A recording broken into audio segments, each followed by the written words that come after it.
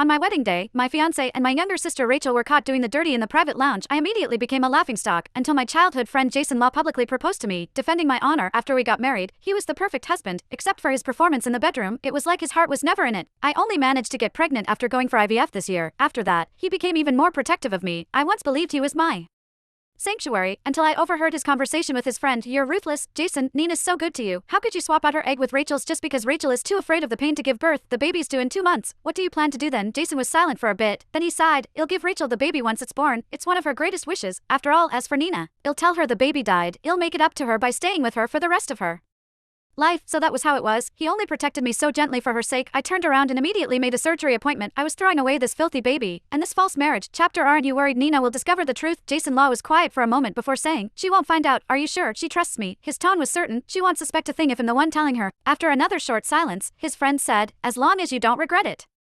Jason chuckled lightly. I won't. So that was how it was. I stood outside the door, my nails digging into my flesh. It hurt so much, but I was going numb. I had only come here to bring him some clothes. It was getting cold, and I was worried he was not wearing enough layers now. However, I felt like my heart was being sliced open. A cold wind blew through my chest. I stumbled home, too exhausted to even turn on the lights. My knees buckled and I collapsed onto the couch, curled up and shivering.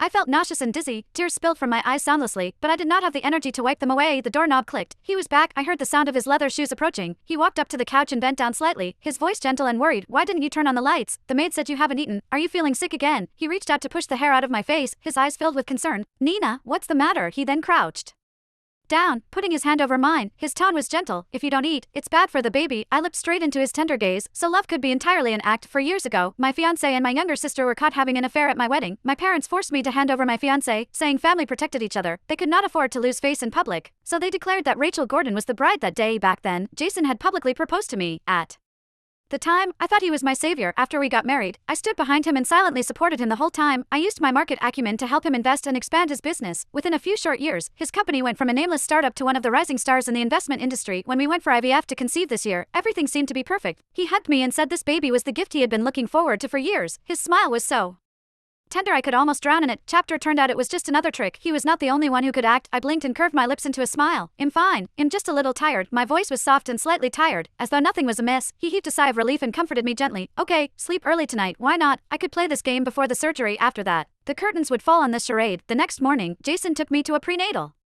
checkup. He asked questions about every little detail. Even the doctor laughed and praised him. You have a great husband. Not many men are this responsible these days. Jason held my hand, his gaze gentle. I've been looking forward to this baby forever. Of course he'll take good care of them. When we walked out of the consultation room, we bumped into my sister Rachel. She wore a loose-fitting dress, and a smug look flashed across her eyes when she saw us. I smirked inwardly when I saw her round belly. No wonder